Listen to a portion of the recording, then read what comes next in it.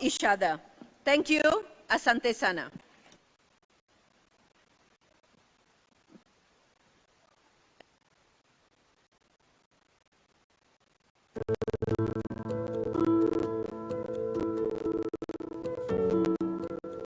Brief concept about the office of the First Lady of Botswana. Since assuming the role of the First Lady of the Republic of Botswana, Mrs. Newa Jane Masisi prioritized the empowerment of women, adolescent girls, and youth. The First Lady deems gender-based violence (GBV) as a key priority which requires urgent action given its high prevalence and devastating impacts, particularly on women and girls in Botswana. During COVID-19, it was evident that GBV cases were on the rise, and the First Lady stepped up efforts through public awareness campaigns to sensitize the communities on this scourge using her advocacy voice. These campaigns are used as platforms to intensify the national efforts geared towards eradicating GBV, including sexual violence among women, youth, and children across the country. The First Lady is the UNAIDS Special Ambassador for the empowerment and engagement of young people in Botswana, and it is through this role that she provides leadership through advocacy, mobilizing action for young people's meaningful engagement. A strategy was developed which acknowledges that to positively change the trajectory of young people's vulnerability and end AIDS by 2030, intentional, meaningful engagement is imperative. The key thematic areas for the strategic framework are HIV and AIDS, social and economic empowerment, and mental health and wellness. Furthermore, during 2023, one priority area that will be pursued is tackling drug abuse among youth. Campaigns geared at raising awareness among youth, parents, and communities on the dangers of drug use are being rolled out.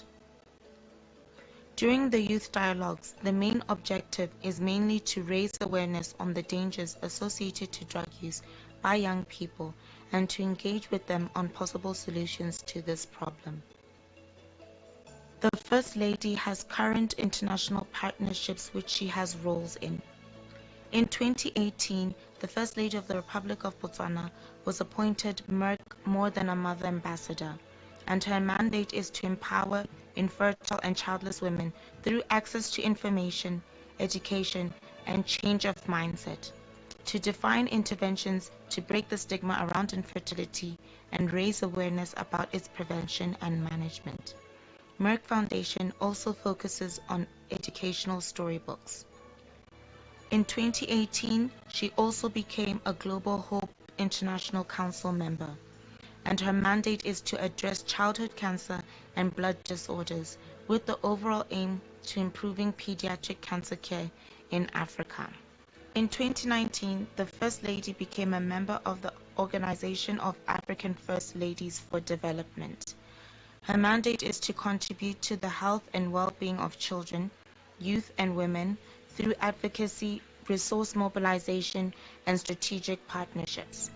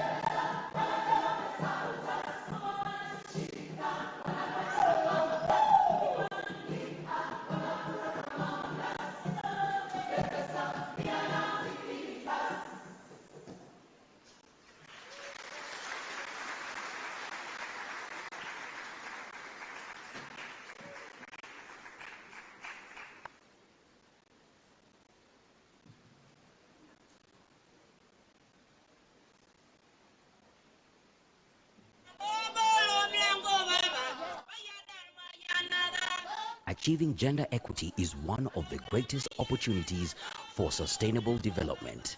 Yet, women who constitute over 50% of global population continue to face challenges in accessing their rights. Discriminatory laws, an uneven playing field, and unequal opportunities have impacted the well-being and economic inclusion of women in society.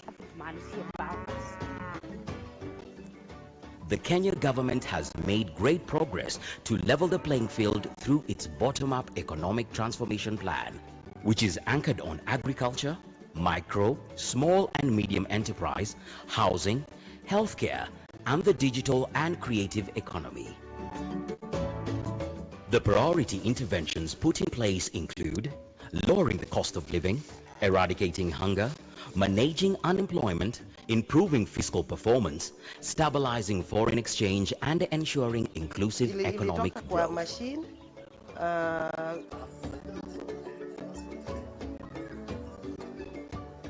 On environment and climate change, the government has committed to reduce carbon emission by 32% by 2030 and increase tree cover to at least 30% by 2032. In support of the government's efforts, the Office of the First Lady through Mama Doing Good, the organization that implements the programs of the First Lady, runs various development programs structured around three strategic pillars, namely women economic empowerment, environment and climate action, and faith diplomacy. I believe that when women are given the right skills, tools, and opportunities, they are able to uplift themselves, their families, and their communities for the better. At Mama Doing Good, we work with women and the wider community in supporting, encouraging, and challenging them to start with the little they have. The Women Economic Empowerment Pillar supports women's ability in their access to and control of productive resources, access to decent work, and meaningful participation in economic decision-making at all levels. Its flagship program, Joyful Women, which was launched in 2009, is based on the principles of table banking and enables group members to pool their money, save and borrow for livelihood projects based on their contributions. The women are also empowered via capacity building and trade and market access. Karakana provides the raw materials, pays the members, and thereafter takes their handicrafts to the market. Since hizi vitambaa zikuje, nimejikeep busy, unapata ninashona the whole day, nikienda tu kwa ward, nikienda kwa ward ni kulala.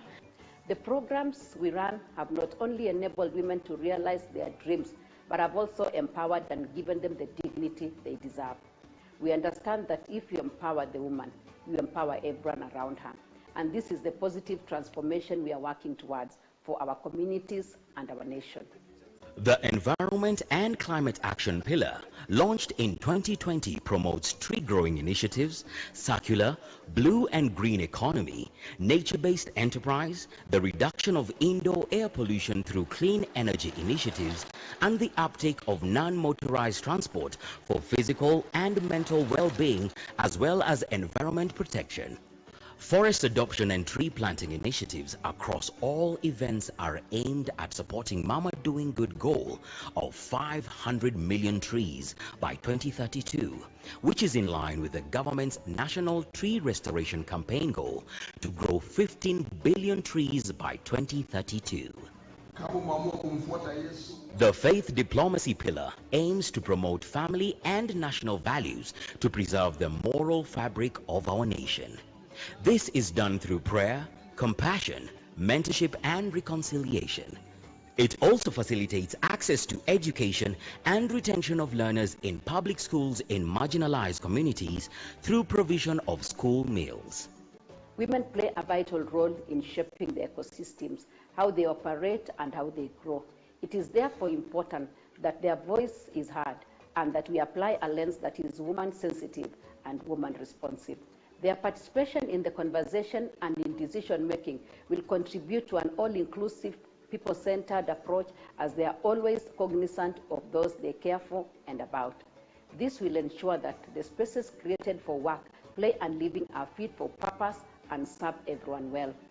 This conversation comes at a time when we also need to include a climate-focused approach on how we create cities. For example, the inclusion of green spaces in our communities and the encouragement of non-motorized transport to reduce the impact of carbon emissions on our environment. This will also go a long way in improving our physical and mental health well-being. Thank you.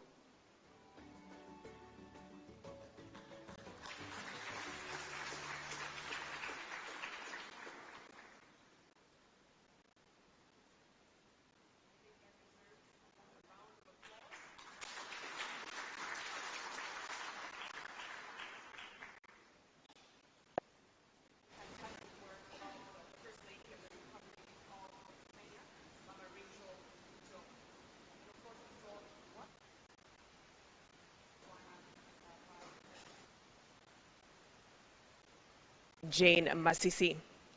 At this juncture, ladies and gentlemen, I'd like to redirect your attention to the screens once more. We're about to hear from Her Excellency Emin Erdoğan, First Lady of the Republic of Turkey.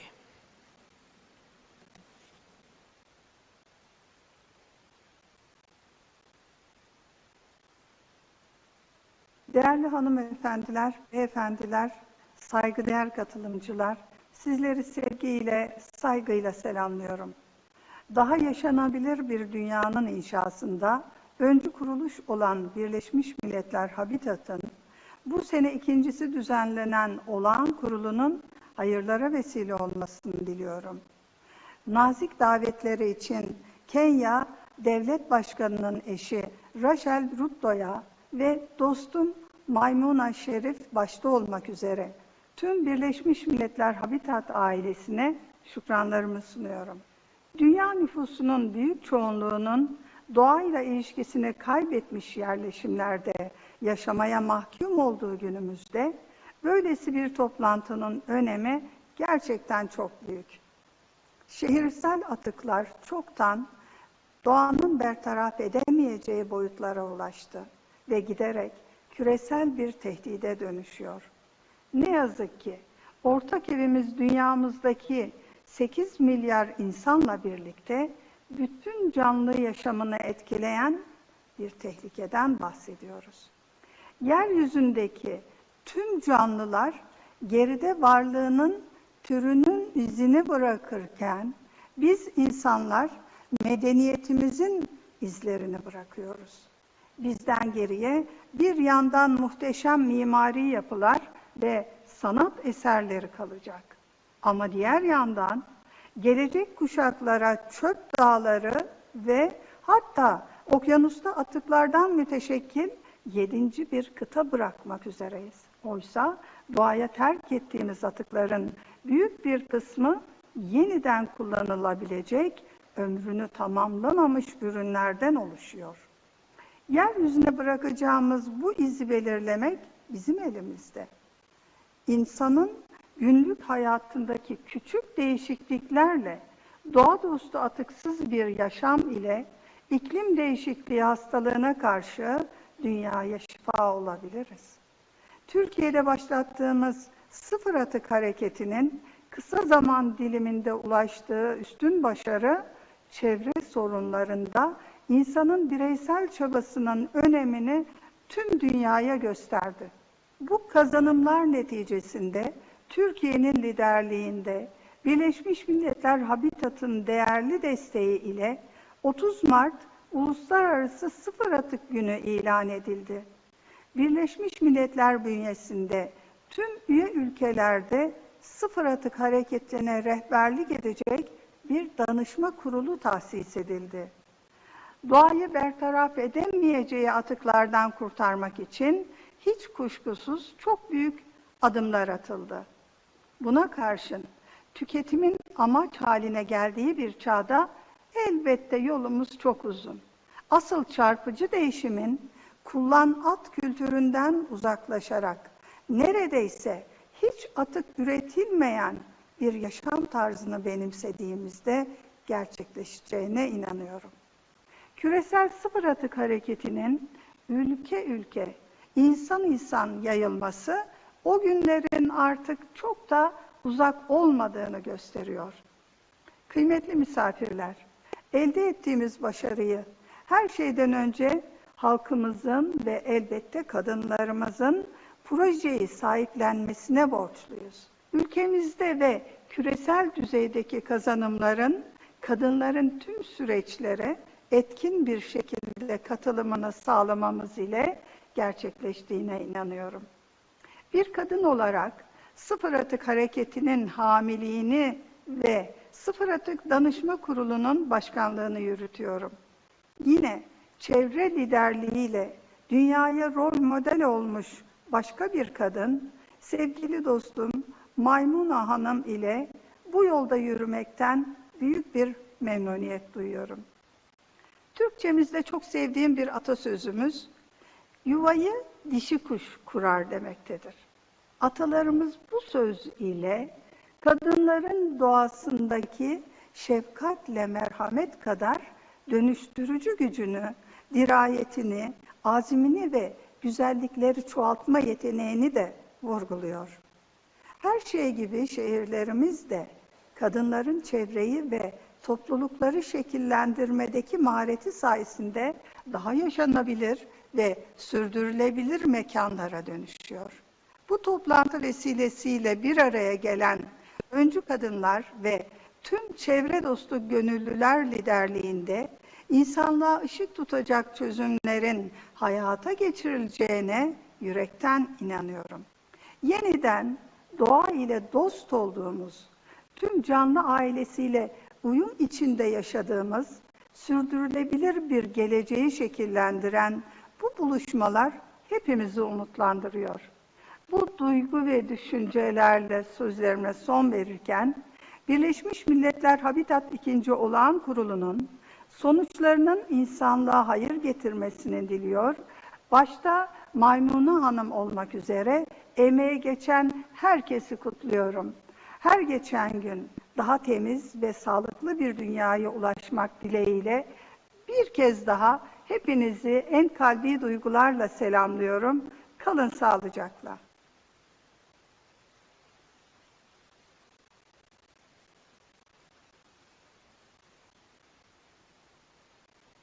One more round of applause for the First Lady of the Republic of Turkey. And as she said in her remarks, the Turkish proverb, the female bird builds the nest. It absolutely speaks to the criticality and importance of women in building and shaping the communities and cities that they call home. And that is a perfect segue into our next segment of this program. I'd like to shed the spotlight on two incredible women in this room. They live in our communities here in Kenya, and they're making a transformative change where they are. Allow me to introduce them as they make their way on stage. Rose Njoki Muratetu. She currently runs a table banking group of 12 women named Runji Enterprises.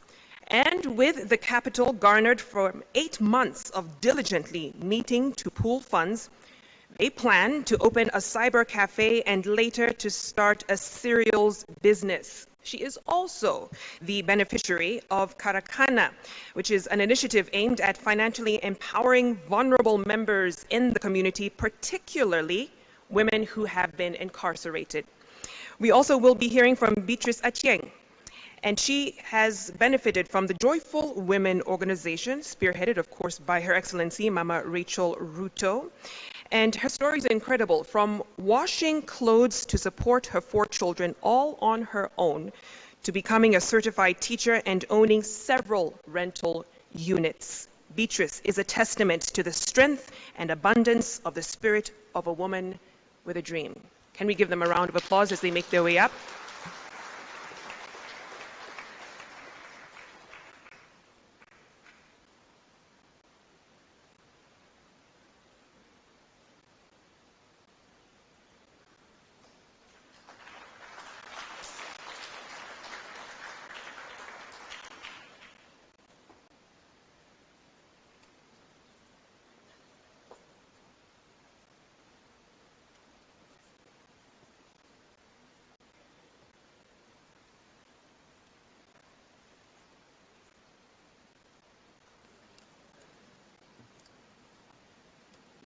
Your Excellency,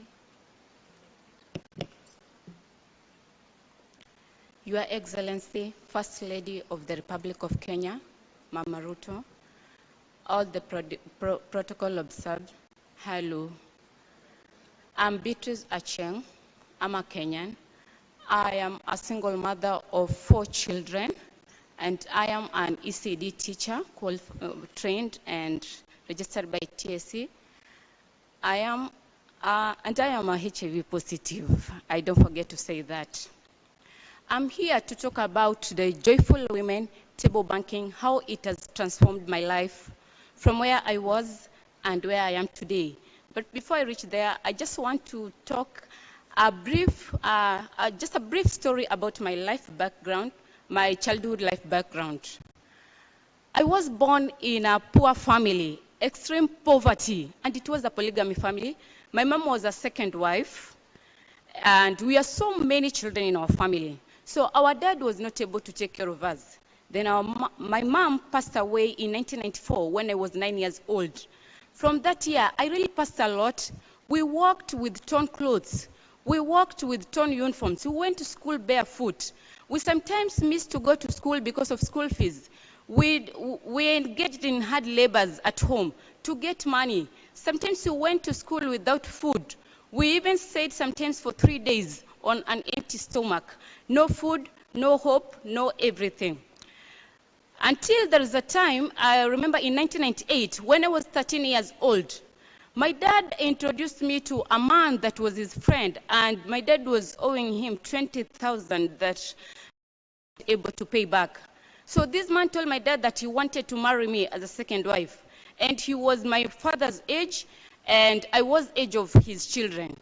My dad could not object because that was the only option. So my dad convinced me to marry him, only to find that this man was not ready to marry me, but he had just fishy missions about me. This man started to have sex with me when I was 13 years old and I was in class 7. Because he was sometimes coming to school and see the bills that are needed in school, he can pay. He used even to pick me from school and tell a teacher that he's my uncle. He picked me several times until the teacher suspected, are you sure this is your uncle? And then he was picking me from school. He goes, sleeps with me in the bush in some sugarcane plantation, and then gives me either 200 or 100 shillings. But I really needed this money because sometimes we didn't have food at home. So I was accepting to sleep with him for him to give me this money to take home for usage because of poverty. And when I did my class 8, I did my KCP in 1999. And there was no any hope of going to high school. So I came here in Nairobi to look for a job. The work I got, it was a house girl work. I did the work for 2 years, and I got tired, I went back home. And when I went back home, I got, there's a woman who connected me to another man who wanted to marry me. So I entered in the marriage to the man that I didn't know, I didn't love, we never dated. So I settled life, and that time I was 16 years old. The marriage did not work because the marriage was so violent, it was so abusive. I passed through a lot, and I decided to quit because I was almost being killed. And I quit when I had 4 children. Then I came back here in Nairobi, that was in 2011. I went in a slum called Deep Sea. It is in High Ridge Parklands. I didn't have a job to do. I didn't have any hope in life. I started working, I started washing people's clothes. That was the thing that I was doing to earn a living. Because I had children that I had to feed. I had the rent that I had to pay, and the children were supposed also to go to school. It was so hard for me until it reached a time that I could not afford to pay my rent. And the rent at that time, it was only 1,500 shillings per month because it was a Mabati house. I was struggling so much. And I just want to thank God because of Her Excellency, our First Lady of the Republic of Kenya, because of the vision that God gave her about women. Because she came in High Ridge, that was in 2014, She gathered all the women in Westlands, those who live in slums, and she told us about the table banking. And I saw the idea was good, and I joined table banking. I joined the Joyful Women Table Banking in 2014. I joined one of the group, and we started saving 200 shillings per month. That was in 2014. From that time, because I was struggling so much to pay the rent, I got a house, a structure, those Mabati structures in Dipsy. I bought one in 2015 at 30,000 shillings. I bought another one in 2018. So I have two structures in Dipsy that today there are some people who are living in, and they're paying me rent, that 1,500. Secondly, when I joined table banking, I was enlightened and my mind opened up. When I was a child, I had a dream of becoming a teacher, but along the way, the dream died. So I didn't have hope. I didn't know if I will ever become a teacher. But when I was enlightened, I knew that I now realized that I can go back to school. So I took myself back to school as a private student in 2015. And in 2017, I did my KCSE, that is Form 4 exam, when I was 32 years old. In 2018, I joined ECD course because the grade I got enabled me to join ECD course. I did my exam in 2020. We did an exam in 2020 October because of COVID. I got a credit. Last year I registered by TSC, and today I'm an ECD teacher, though I'm not yet employed by the government. Through Joyful Women and table banking, today my savings are 80,000 since 2015, and I am able to take a loan of about 240,000, because in table banking we take a loan three times of your savings. Through table banking, my children are going to school. I got my firstborn in 2002 when I was 17 years old, and I didn't know if they will learn. But today my son is he finished high school and he's in Pwani University. He's going to third year. My secondborn is in Form 4, and all the rest are learning too. And I also have some other children that I took that I'm helping. They are orphans. 3 children I'm living with. They are going to school and they are learning. And I want to thank God for that. And my vision, my future vision is I want to continue with my education, because I only did certificate. I want to continue to pursue diploma and up to degree. I also, because in Dipsy I was living in a Mabati house, I didn't like that environment because there was no toilet, the environment is dirty. I shifted from Dipsy. I'm living in a block house, though it's a single room, but it's a stone house, it's a good house that there is a toilet, there's water, there's bathroom, and there is electricity. And my plan is also, I want to engage myself into this government housing plan project. I need a good house. So I just hear this argument of 3%, and I want to ask Mr. President, what about us that we are not employed? How can we join that housing plan project? Because you can be able to take loan from our table banking, our chamas, pay the deposit and get a good house. Thank you so much for listening to me.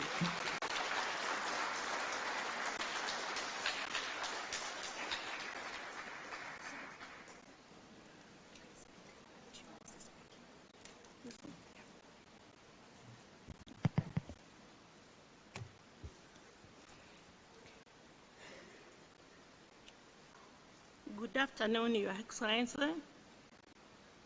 My name is Ruth Joki.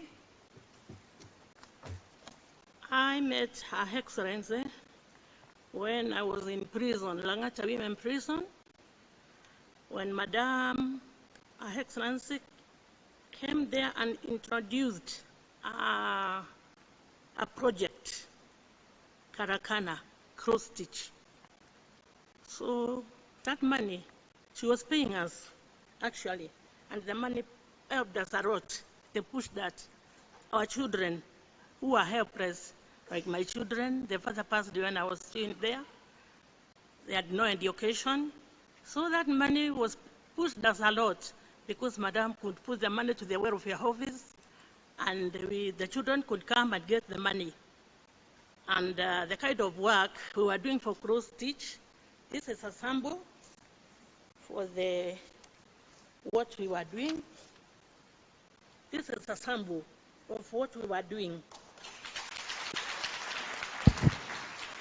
So the money helped us a lot. I don't know how to explain. Because in prison, there are people who are never visited, by their people. So that money for Her Excellence helped us. Even for our children, they could come and get the money, go and pay for the rent, that the mothers are not there. The money also helped us in prison. There are no sanitary towels. Sometimes you want to buy milk, you want to do this and this. And that money pushed us a lot for those who are never visited. I don't know how I can thank Her Excellency, because it is not easy to see Her Excellency coming to prisoners, to prison, to see the prisoners. After that, Madam came back, Her Excellency came back to see how the project was going on. She came and we had dinner together, imagine, with Her Excellency. We stayed there, we could talk with her, and she left very late, around 10, which is not usual to prison. I thank Madam for considering a poor person. God bless her. After I was released from prison, that is 2020, Madam, Her Excellency invited us, the ex-prisoners, to her house to have a cup of tea. We went there, we had tea together, talking, and Madam Her Excellency introduced us to joyful women, that is table banking. I was interested with the table banking. When I left, I went and started a table banking, where by now I've saved 100,000, and the money has helped me. We meet once a month, we attend. Although I want some more people as we go on. The money has helped me, the money which I came with from prison, and around 50,000. Thank you, Madam. Thank you, Her Excellency. God bless you. So that money helped me a lot. So when we went for a cup of tea to her house, when she introduced us about the joyful women, I was interested. I went and started mine, and I opened a company called Roji Enterprises. So I'm doing serious, although it's a bit difficult.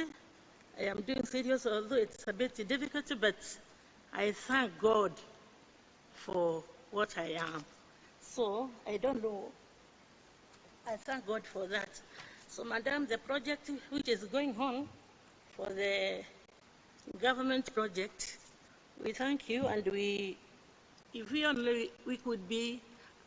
I could be assisted and get a house, I would be very happy, because even my children are jobless. I'm sick.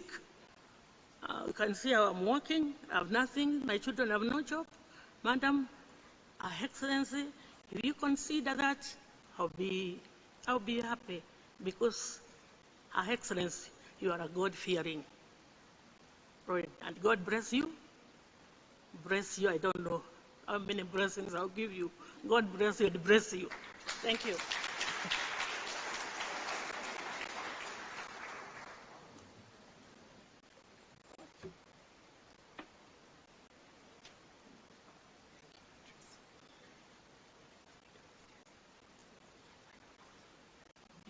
One more round of applause for Beatrice and Rose. Inspiring stories there. How many of us can say we had dinner, let alone tea, with the First Lady? But thank you so much for your inspiring stories. At this juncture, Your Excellencies, distinguished delegates, allow me to invite Her Excellency, Mama Rachel Ruto, the First Lady of the Republic of Kenya, to make her remarks.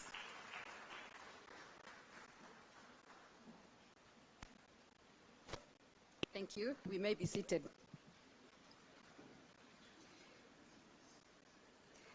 President of the Assembly, Honorable Roman Mayor Falcon, Ms. Maimuna Sharif, Under Secretary General and Executive Director, United Nations Human Settlements Program, UN Habitat, members of the Diplomatic Corps,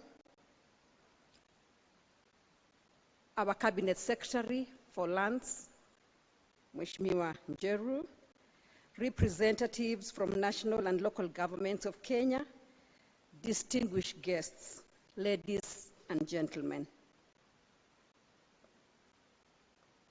Welcome to the inaugural First Lady Roundtable at the second UN Habitat Assembly. And for the visitors, I believe you are enjoying our Kenyan hospitality. Receive warm greetings from His Excellency, the President of the Republic of Kenya, Dr. William Samoei Ruto, who was here yesterday. Thank you, Executive Director Maimuna and the entire United Nations fraternity for your warm welcome to the United Nations office in Nairobi. I am honored to host the inaugural First Lady Roundtable, a forum to share, discuss, and agree on various approaches that will raise the profile of sustainable urban development through the voice and agency of women. The theme of today's roundtable is Women Shaping Cities and Communities, a topic that recognizes the role of women as enablers of our cities and communities to thrive as a whole.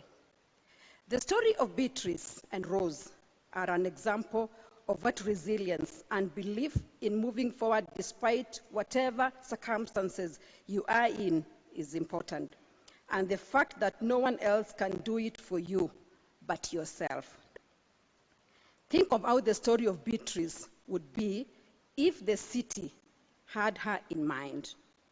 We would have wider streets because she's thinking of what it takes to hold at a minimum 2 children on each side of her as they walk home from school. The city would have paved roads that she and her family can walk on or riding with the kids, especially on weekends as they unwind as family. Beatrice is a teacher in one of the informal settlements in Nairobi, and the children in her class have no playground. How about a walk in the park, and for the learners to play at the swings and run around in green open spaces? That kind of space and activities reminds me of my growing up days. Growing up in Kakamega County, we shared the one broken bike with my siblings on the rural roads. We would have the time of our lives as we went rolling at high speed down the valley, many times with no brakes. The feeling of joy and freedom was priceless. Ladies and gentlemen, such cities are possible if we commit to be inclusive and sustainable. Vienna City is an example we can learn from as we think of how our cities and communities can be more sustainable, especially with women in mind. Vienna's government has made the city safer and a more convenient place for women after incorporating a gender lens into urban design. Improvement of public facilities, including improving street lighting, made parks more accessible to young girls, widened pavements, and designed neighborhoods helped meet the social needs of women.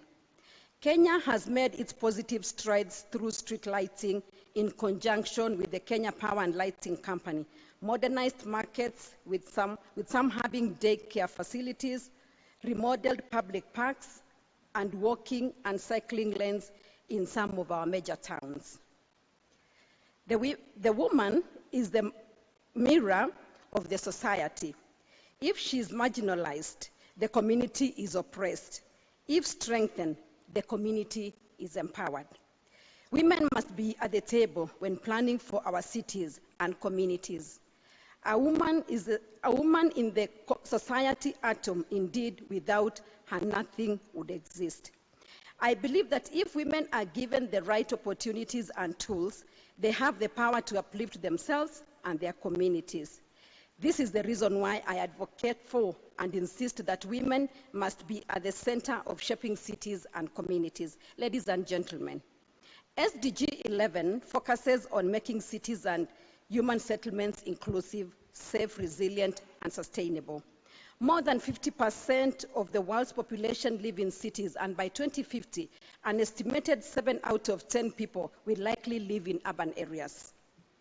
In developing countries, this increase continues to be driven by rural-urban migration in search of employment and business opportunities. Cities are key drivers of economic growth globally and contribute more than 80% of global GDP. A growing younger generation is another key driver for urban population growth. This urban population explosion has resulted in several challenges, such as insufficient housing, the growth of informal settlements, inadequate solid waste management, to name but a few. Green spaces and tree cover are greatly affected in an effort to make room for human settlements. There is an increase in air and noise pollution and carbon emission from motor vehicles. Ladies and gentlemen, the local scenario is not different from the global experience. Urbanization is changing how Kenyans live. It is estimated that by 2030, 34% of Kenyans will be living in urban areas. Kenya has a deficit of 200,000 houses annually, and the government is encouraging investments in affordable housing. Affordable housing is a key part of the government's bottom-up economic plan, with a goal to restore the dignity of informal settlement dwellers. It's every woman's goal to own a house and have the security that her family has an assurance of a decent roof over their head. The Kenyan government has a plan to grow the number of affordable mortgages from the current 30,000 to 1 million by 2032. Devolution, for instance, in Kenya has seen urban migration diluted from the capital city to county headquarters by creating opportunities for employment and investment. Government investment in affordable and sustainable transport systems, the upgrade of transport infrastructure are key for better management of urban areas. Mama Doing Good has launched several programs to positively shape our cities and communities. I shall delve deeper into the thematic areas during the roundtable discussion. I'm confident that the outcomes from today's dialogue shall go a long way in supporting and attaining SDG 11, which is about sustainable cities and communities, and through SDG 5, which is equality. We shall amplify the voice of our women through involving them in the pursuit of inclusive, safe, resilient, and sustainable communities. With those few remarks, I wish to officially launch the First Lady Roundtable and look forward to our engagement towards enhancing sustainability of our cities and communities. Thank you very much for your kind attention, and may God bless you.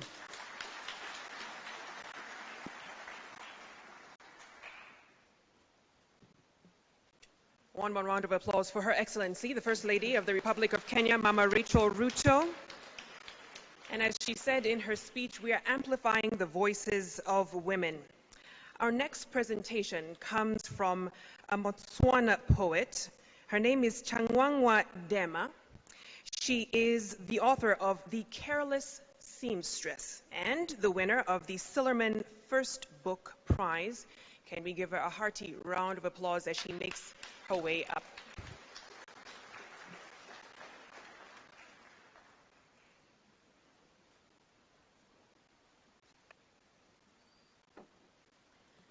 Thank you, Victoria, for that introduction and for observing all protocols.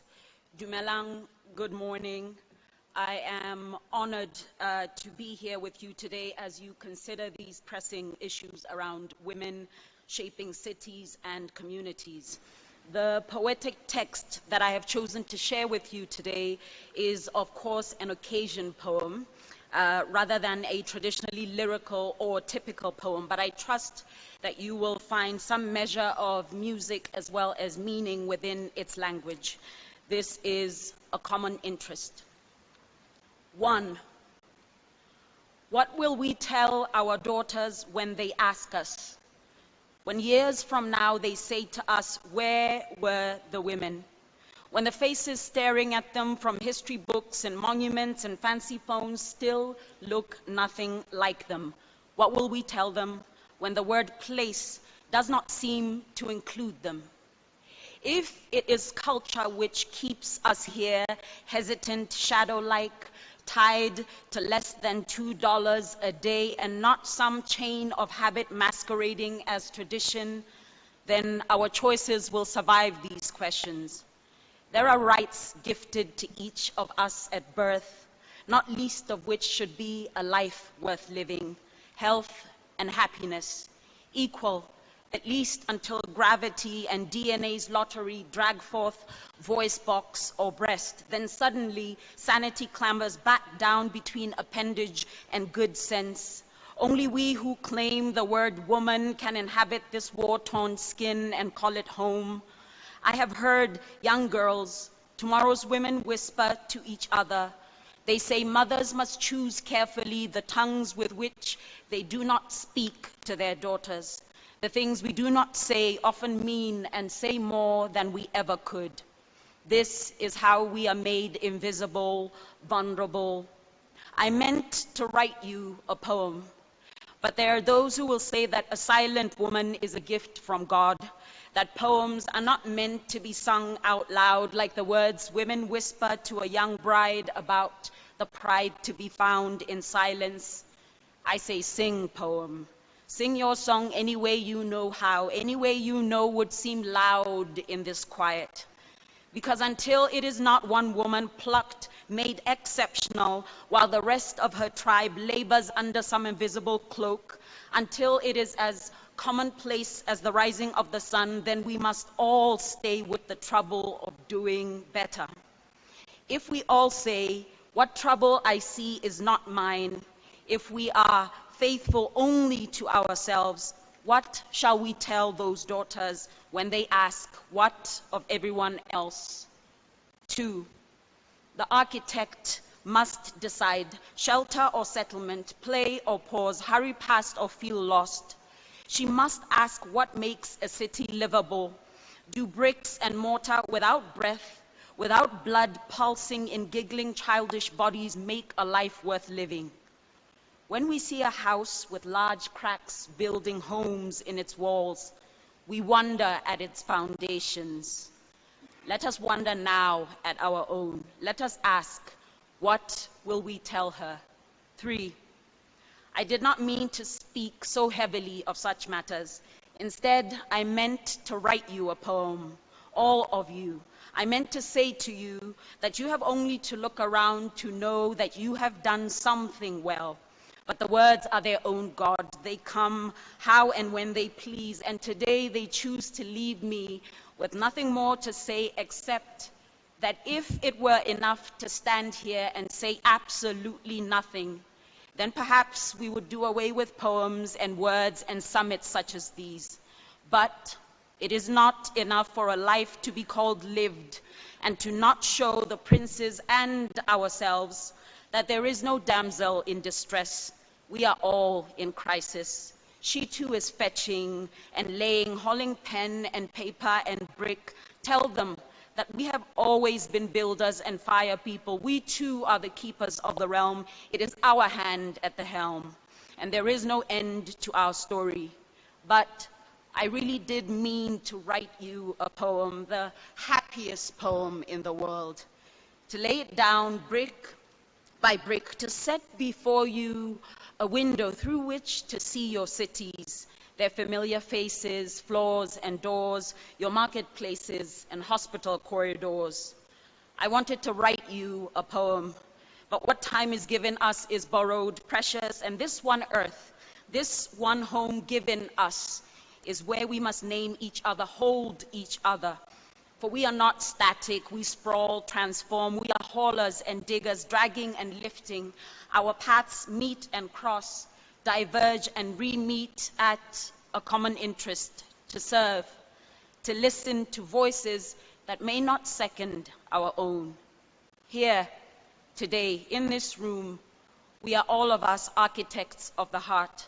We must listen to the dirt and the dirge, the cultured and the quirky, to the stroller and the stranger, to the one saying, and me, where do I belong?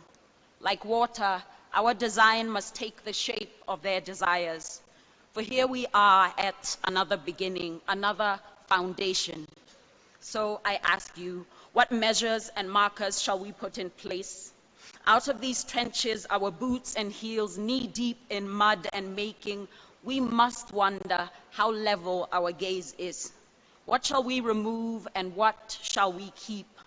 What string shall we choose? Will it be telling or listening? Who will dig and who will pour? This is where we split open or hold tight. For history should not only remember kings, it should remember all those who dare to tell their story. I ask you now, will you finally give us something to remember, something to tell our daughters? Thank you.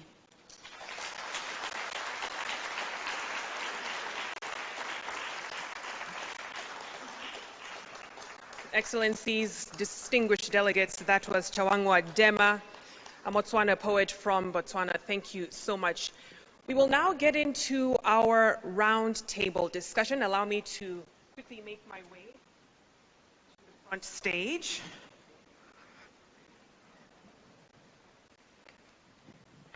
And this discussion will focus on the key role of women. That has been a current theme and recurring theme in the speeches and the deliberations today of how women are shaping the cities and communities that they call home. So allow me to invite on stage with me Her Excellency, the First Lady of the Republic of Kenya, Mama Rachel Ruto.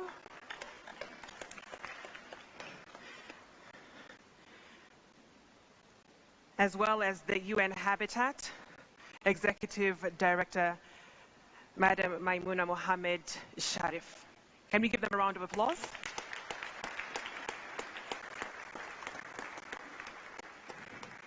Thank you both for joining me. You may take your seats. Thank you.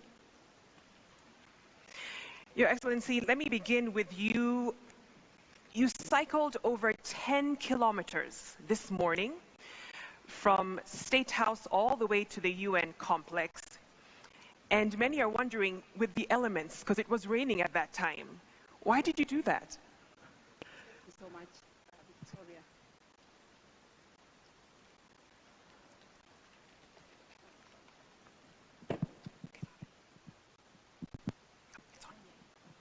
Thank you. Thank you so much, Victoria. So cycling has really been part of my life. I grew up in Western Province. That was the former Western Province, now Kakamega County. Sorry about that. Thank you so much, Victoria. So actually we've cycled this morning about 10.8 kilometers. I grew up, I was born in Western Kenya, and you know, what we do in Western Kenya, in Kakamega County especially, is we love cycling. So growing up, we had a small bicycle my father had bought, like for my older siblings, and we kept passing it from one person to another. So I learned cycling, and the passion never left me. So many years later, after I came to the city of Nairobi, I bought a bicycle also, and I continued cycling. But what really happened was during COVID-19, we realized that everybody was locked, and there was nothing much that was happening. So I got the community around where I lived, and we started a cycling community with the young people and just the neighbors. And so we have been cycling from that time, and we called it Mama Cycling. And of course, many other things followed because we realized that as we were cycling in the streets or the roads of Kenya, we realized that there was no cycling paths, for the cyclists. We were actually sharing the road with the motorists, and many other times you'd be pushed off the road. And so we thought this would not just be about cycling, but at least it's good so that we can at least become advocates of a just road system in Kenya. And of course, issues of environment, because you realize that when you cycle, there's no much emission, the pollution that we emit into the environment. So we thought, of course, we could continue cycling. And now we have a very big community, and we've just joined other many cyclists in Kenya because already there were other communities cycling. Before I bring Madam Edie on, let me ask you this. Your video shared a lot about your organization, Mama Doing Good. How did it all begin? Mama Doing Good actually began with what Beatrice talked about, which is the Joyful Women Organization, a dream that I got about 25 years ago. And I was in the rural areas, and I saw a woman that did not have shoes, yet was very happy. And so I wondered what we could do to really help this woman. And in 2009, through the help of the then Poverty Eradication Commission by the government, we established Joyful Women Organization, which is a table banking program that brings together women to do table banking, like to have a bank on the table. And so from the Joyful Women, we have moved on into the Mama Cycling, and now we are doing environment, and all our programs are under the Mama Doing Good. We just want to do good, Victoria. And in Mama Doing Good, we say we do it the right way, because sometimes you may be doing good that you don't do it the right way. So that is how Mama Doing Good was established in 2021, to bring together all the programs when I was the spouse of the Deputy President, and now the First Lady of the Republic of Kenya. Thank you, Your Excellency. Madam Edie, you mentioned in your speech that we only have 7 years left to achieve the commitments of the SDGs, not a long time. What do you suggest we can do to ensure that no one is left behind, and especially women? Thank you very much, Victoria, for that question. I think we are less than 7 years left. I remember I even calculated the number of days when in my closing speech during the World Urban Forum in Katowice last year. I think from the example that we have seen just now, from the video, and then from the poet, and also from the life example that Beatrice and another madam who came up and shared their life story, I think what we need is that leadership. Leadership is very, very important in whatever that we want to achieve. Leadership that put people at the center. Leadership that is not in a way that is brave enough to go to the ground and engage with everyone. I think that is what we are here when we look into this UN Habitat Assembly 2. We're also looking into the engagement.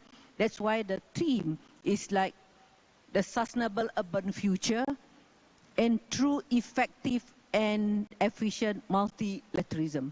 When you talk about multi-level decision making, it's from the global, from the national, from the regional, and also to the local. Do you have seen the life example from Excellency Mama Rachel Ruto, from the First Lady of Botswana, and also the First Lady of Turkey? I think this is very important in terms of, one is leadership and commitment and political will. Second is the engagement, the participation of women in the decision making in every stage, either is at the community stage, at the city stage, or even at the country level and the global level. I think this is the participation of women. That's why the Secretary General he's want to see that at every level in the UN there must be at least 50-50. At my level, he already reached 50. Now it's on my burden to make sure that at the UN Habitat there must be 50-50. So that is in terms of participation. And third is that we have to look into the giving them the space. What I meant the space here is that for them to, for the women to really give the space to share their talent, because as Excellency Mama Rachel Russo mentioned just now, that half of the population will live in cities, and in our studies, more than 50% of the world population will be women. And you can see that if we don't give these women opportunity, is a loss of opportunity, a loss of labor, a loss of knowledge and talent. So I think we need to be inclusive and giving them the space. So my answer is that leadership, commitment, political commitment, and participation, and giving them the opportunity and the space for women. Thank you. Thank you, Madam ED.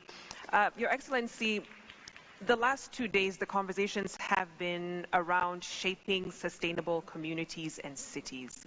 When you talk about the work that Mama Doing Good is actually doing, what does it look like when it comes to making that happen, shaping sustainable cities and communities? I think it is possible, Victoria, just like the issues we have seen even Beatrice and Rose talk about.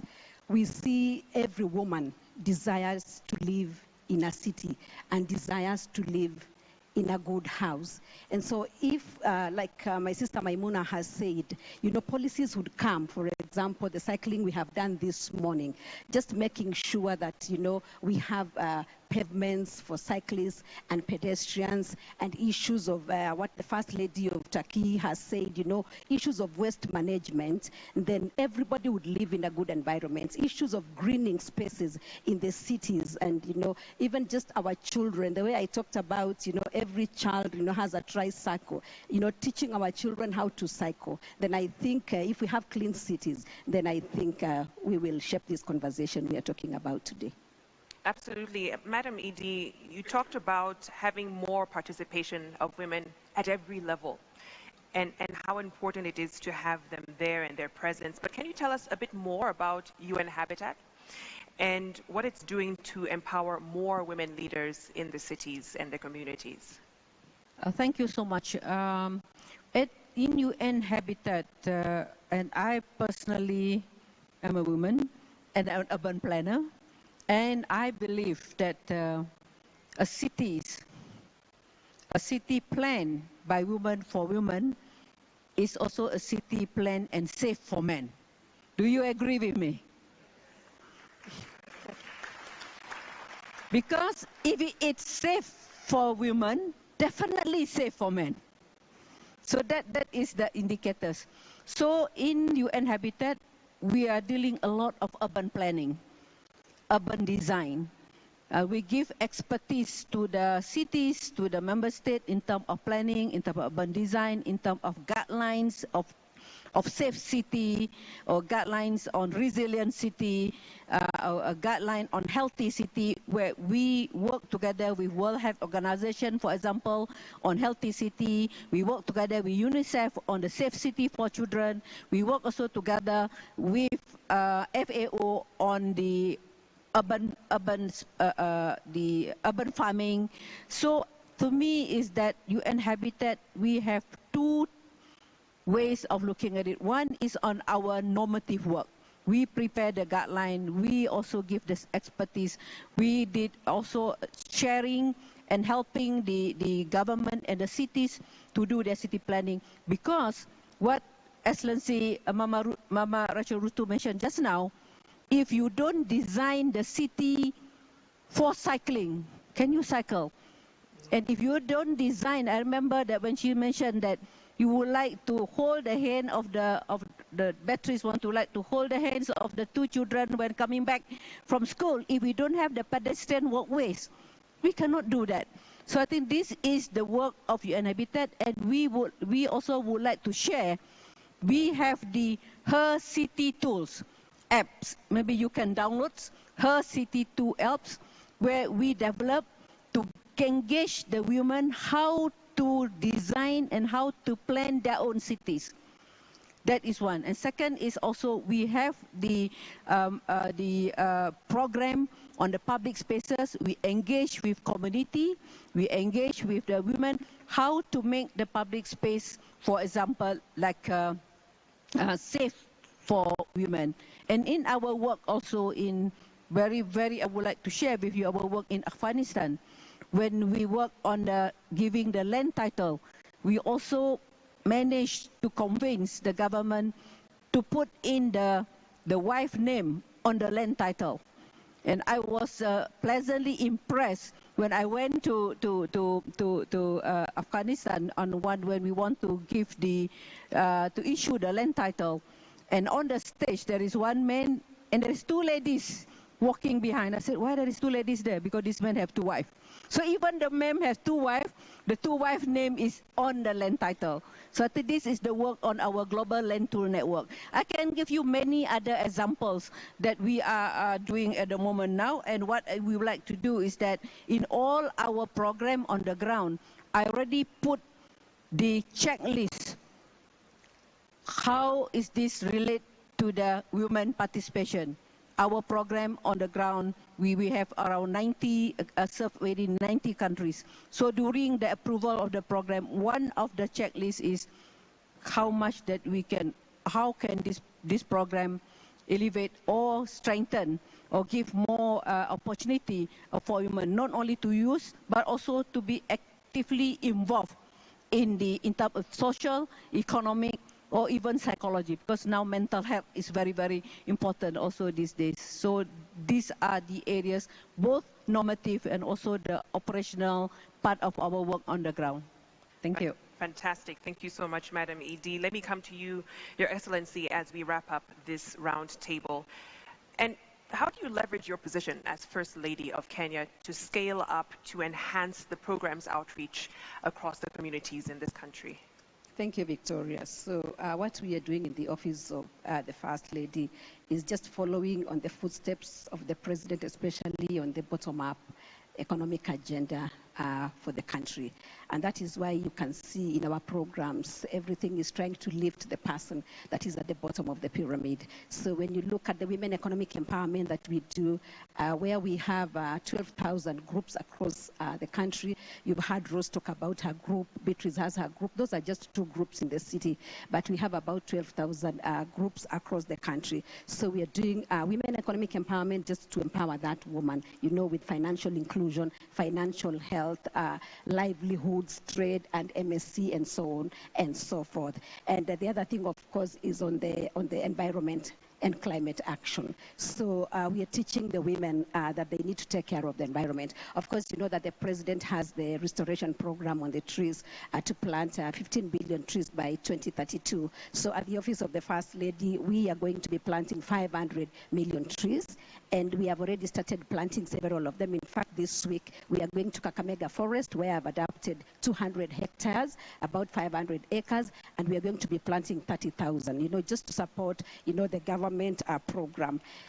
And issues of also just mercy works, you know, working in the informal settlements, you know, helping like children like those ones of Beatrice, because we realize that many children in the informal settlements fend for the family instead of going to school. So we have a school feeding program where we feed public schools, and so we have seen an influx into the schools because now there is food, and in the process of the children getting food, they get an education. And you know, Victoria, they say education is an equalizer. You can see the story of Beatrice, just because she has added to her education. Now she's an ECD teacher, and that is the story we want for all our communities. Also in my office, we have what we call the 5 C's, and what we do is to convene, connect, collaborate, catalyze, and celebrate. So I'm working with spouses of our members of parliament, our governors, our senators, our clergy. I'm just working with women in general to be able to convene meetings for them, to be able to collaborate with them. And one of the things that we are collaborating with all the spouses is actually on environment and climate action, because it's no longer a luxury. It's no longer like, something that we thought we could just do as CSR and just do something on the side. But we are very deliberate, because in Kenya, we experienced the worst drought that we had not had for 40 years. And this is as a result of the environmental issues. So that is what we are doing in my office. And we continue to do the work that we've been doing with women economic empowerment. We have added environment and climate action and issues of faith diplomacy, which has mercy works, and working with our young people. So it's an exciting space, and we know that we have many partners that we are collaborating with. UN Habitat is one of them. That is why we are here today, just to be in this conversation of shaping cities and really telling women to be able to sit on the table in order to shape their cities. So that is what we are doing. Thank you so much. Can I get a round of applause for my distinguished panel, Her Excellency, Mama Rachel Ruto, First Lady of the Republic of Kenya, and the UN Habitat Executive Director, Maimuna Sharif. Thank you so much. You may take your seats. Wonderful. And at this juncture, I believe we have an intervention from the floor. As I mentioned earlier in the program, we have Honorable Filda Kereng, the Minister for Environment and Tourism from the Republic of Botswana. You may take the podium to make a few remarks.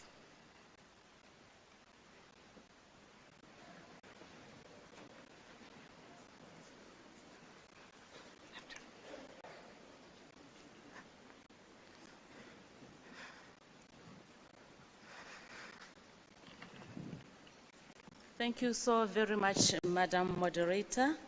May I respect Your Excellency, the First Lady of the Republic of Kenya, my friend, Executive Director, UN Habitat, distinguished guests, I greet you this morning. Habari za asubuhi. I thought I spoke good Kiswahili. I'm just going to, let me appreciate the opportunity to make some intervention as the Minister of Environment and Tourism, which also is benefiting quite a lot from these discussions, and to also appreciate the presentations and the messages that we have been getting from the First Ladies, just to demonstrate that building cities just requires the right positioning of women. And once we have done that, and they lead it from the highest, topmost level of leadership in their countries, we can see we are going the right direction. Let me make a few remarks and say that the women and environment and habitats and settlements and planning for economic, livelihood, social advancement, this assembly is going to help us actually to do much, much better. The issue of housing, ensuring that women at home are safe, they are secure, and they can thrive as mothers, as wives to their husbands, and as community builders. The attention to proper housing is very critical, and we want to appreciate every effort all nations are actually giving attention to ensure that people, first of all, wake up from a safe environment. They can go to work, they can lead, they can go and do business, and they can actually live and live longer. The attention of this thematic general assembly on the issue of ensuring that women are, women in trade and livelihood endeavors can actually thrive in those vocations. We see women in poverty, like we've already mentioned, Your Excellencies, that women have to feed their families, they have to get food, they have to get incomes, and thank you for your testimony, Madam, how you managed to actually travel through the hard surfaces for you to be able to be where you are. They go to the farms, they collect farm produce, they need to sell it to get money to buy uniform and to buy food and other things. Are they safe in the spaces where they have to move from one place to the other, go to the bush, some of them to collect veil products, wild fruits in our country, we have a lot of, they have to collect firewood, they have to collect different kinds of products from the veld, from the forest. Are they safe to come home and find their families and provide for them? We're talking about, planning for ease of doing business, ease of trading. We have women in my country who have to travel across the borders to South Africa to buy products to come and sell. Is transportation, is ease of movement, allowing them to do so. And when they come back with those products, they are trading around the streets, in open areas. Climate change issues, rain is coming. Will they trade that day? If they don't trade because the space is not safe for them, it's going to be raining and windy. Will the food that they prepare, along the streets, be assisted by a clean environment where I'll be able to comfortably buy that food, and eat? Are they accessible in terms of the spaces where they trade?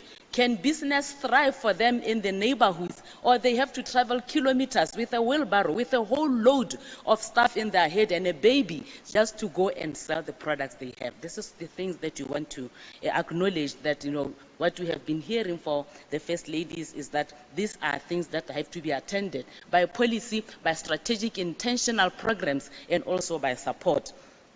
We're talking about, the importance of women in leadership.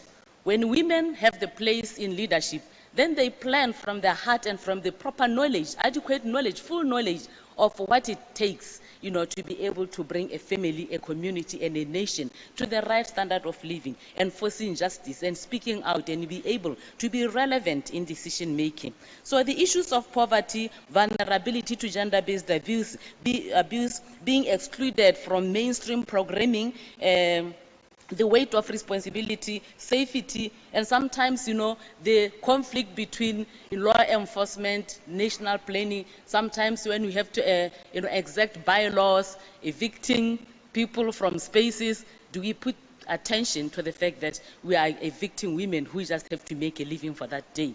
So law enforcement policies must also, be in sync with the need of women. I want to touch on very briefly on thematic interventions, just to summarize and to add my voice to it.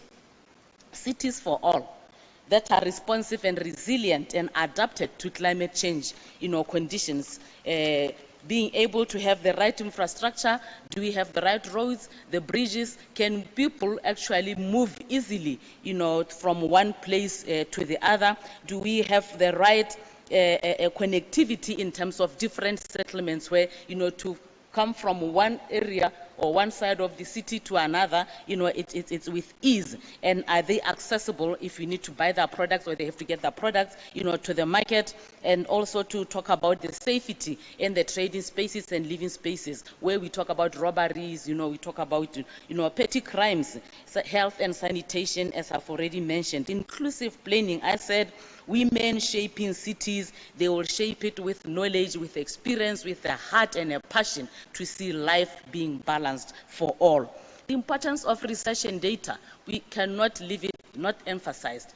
What do we know about the changing trends about where women and men coexist, and what are the figures in terms of, indicators that we want to achieve, and how can we report on what interventions are able to give us? So we need to make sure that we can attend to the issue of research, data, policy reforms, strategic programs, and investments. I think there was an issue about where should we put investments in terms of achieving, women, gender, a balanced and just society in action for economic development. We need to invest in the health of women and girls, and ultimately of families and communities and the nation. We know that there's rising mental health issues now. We need to make sure that health, attends to building, the health resilience of women. We also need to attend to issues of confidence, self-esteem, the sense of beauty and worth.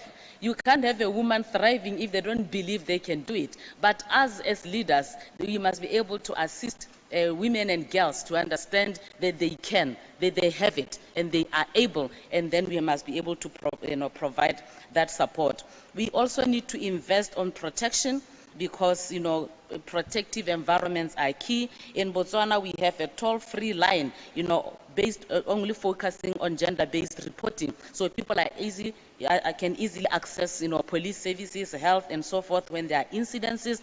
And we also have invested in specialized courts just dealing with gender-based violence cases. We also have gender and child protection branches within the police services and standard operating procedures. So investments in institutional reforms, institutional structures, where we have, additional or targeted services that need resourcing like manpower, like finances, and so forth. Also, the issue of gender-based violence as it grew, or it rose during COVID-19, we realized the need for more safe centers, where women or abused or victims can actually be protected while services are being sought out for them. Technology and innovation, how can we leverage into that? Child care centers, resourcing NGOs and CBOs, non-state actors, so that they have the capacity to help us to advocate and also deliver services to others, like the projects we have been hearing about. We also need to invest in economic empowerment programs, because we realize that when we empower women economically, there will be less dependence on perpetrators where the case is like that. So economic empowerment programs like what I heard about, the banking thing, access to finance, access to investments, access to, money in pesa, so that people can just be able to thrive in their lives.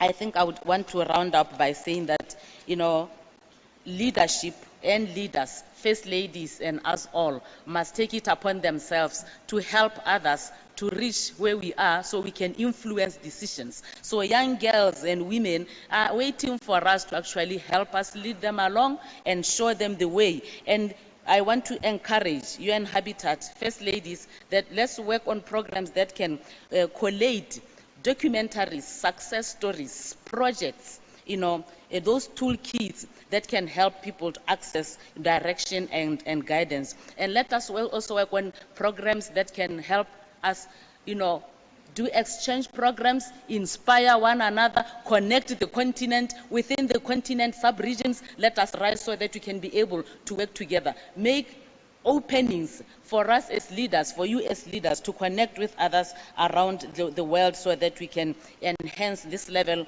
of influence. We have young girls and women who need to be healed because they have gone through abusive, experiences. So the healing of such, I just want to say that I am encouraged and much inspired, because as the Minister of Environment, the project that the First Lady of Kenya is doing on environment and climate change, I'm going to run after it so that we get help. We are going to get ideas and knowledge from you, and we want to be able to connect with you on that line through our First Lady, so that we are going to start a new campaign on tree planting, and these ideas are just fit for what we want to do.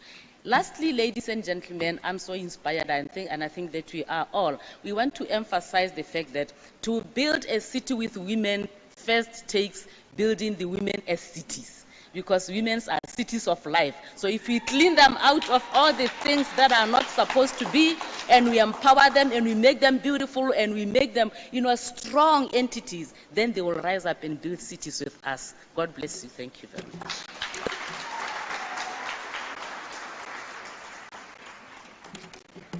One more round of applause for Honorable Filda Kereng, Minister for Environment and Tourism from the Republic of Botswana. Your Excellency, distinguished delegates, as we come to the close of this inaugural First Ladies Roundtable, a few takeaways that stuck out from the conversations and speeches that we had this morning. First, women's access to housing, to land, to property rights is not a nice to have. It's an absolute necessity. Secondly, cities that are planned with women and girls result in cities that work for every one of us. And lastly, promoting women's leadership and economic empowerment through partnerships and impact investing is a non-negotiable if we are to see cities that are truly equal and truly inclusive. And I want to leave you with a beautiful reminder from nature and the Turkish proverb that it is the female bird that builds the nest. It's been an absolute pleasure to be your host and moderator for this session. My name is Victoria Rubadiri. Have a lovely rest of the day.